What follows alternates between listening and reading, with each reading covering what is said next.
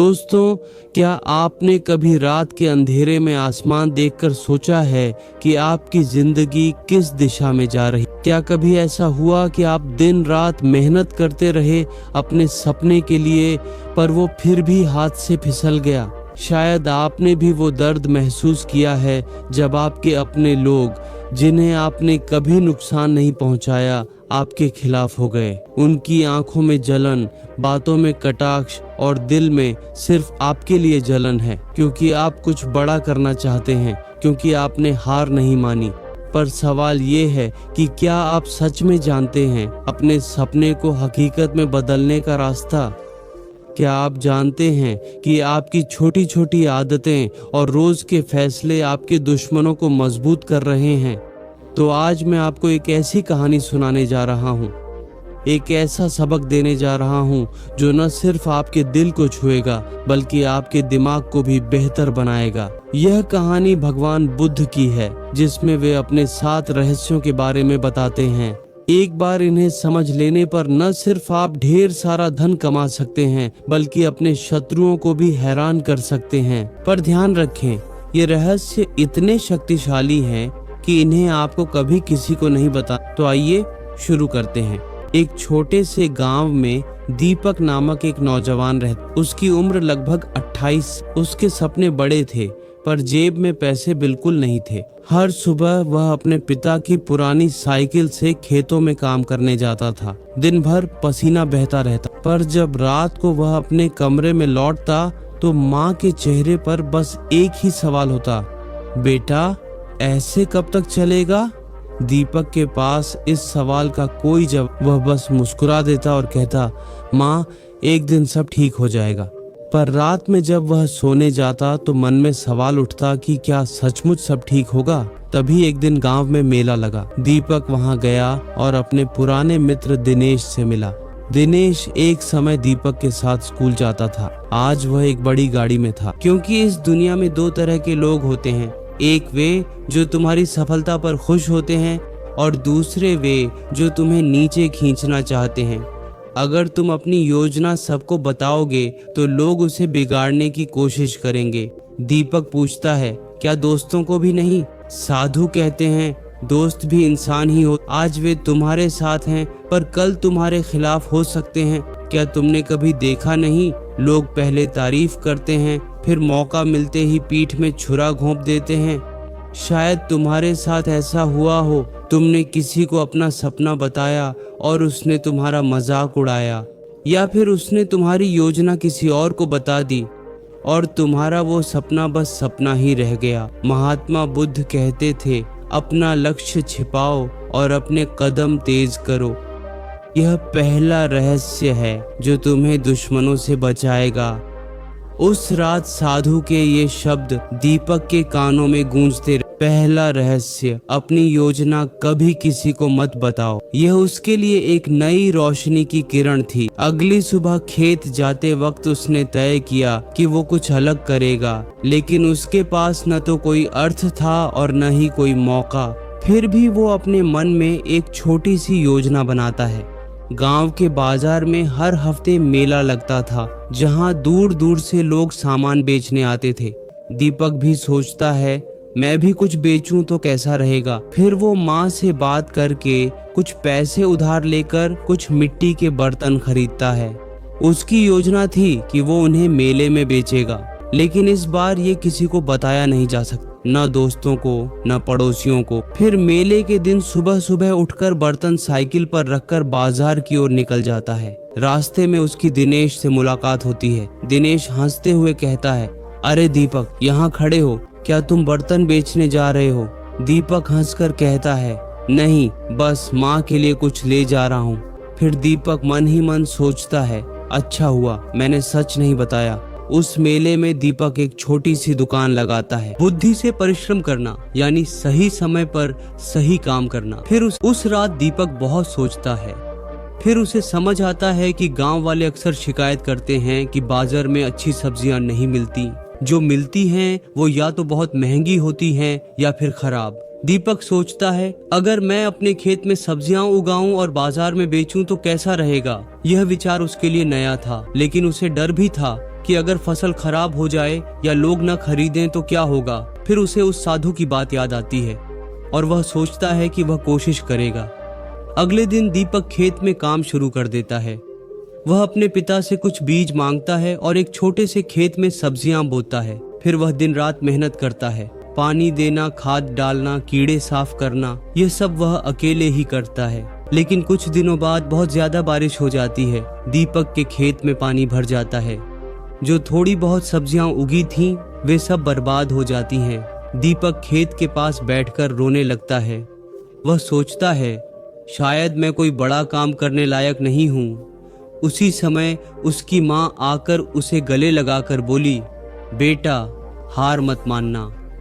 जो बड़े होते हैं वे बार बार गिरते हैं, लेकिन फिर उठ खड़े। माँ की बात सुनकर दीपक के मन में फिर से हिम्मत जाग। उसने फिर से प्रयास करने का निर्णय लिया।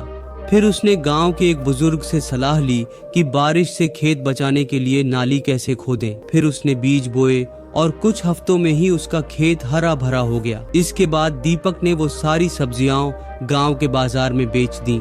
इस बार उसे और अधिक धन प्राप्त हुआ। लोग उसकी प्रशंसा करने लगे।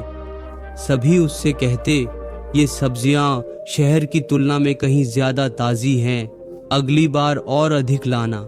ये सब सुनकर दीपक की आंखें चमक उठीं। उसने सोचा कि दूसरा रहस्य भी काम कर गया। बुद्धि से परिश्रम करने से परिणाम बहुत अच्छे मिले।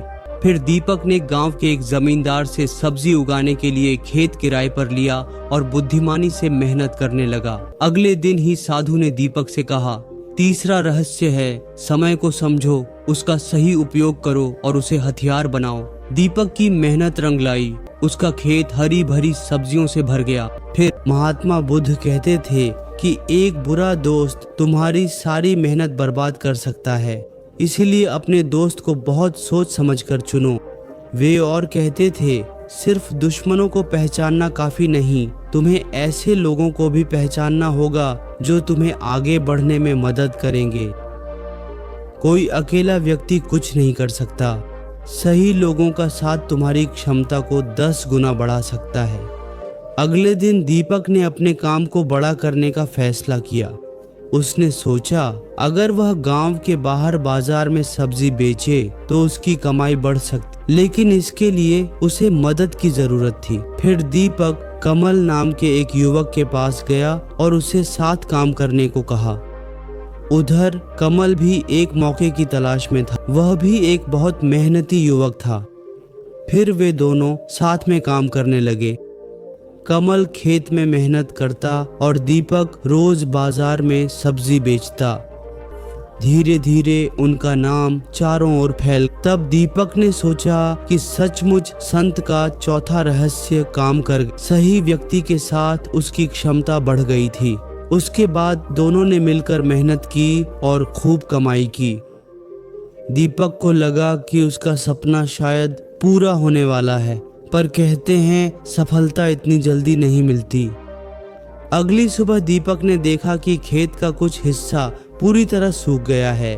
ध्यान से देखने पर पता चला कि खेत की नाली मिट्टी से बंद हो गई है, इसलिए नाली का पानी उसके खेत तक नहीं पहुंच पाया। ये देखकर दीपक बहुत निराश हो गया। अब वह बाजार में क्या बेचेगा? उसका सारा खेत सूख गया है।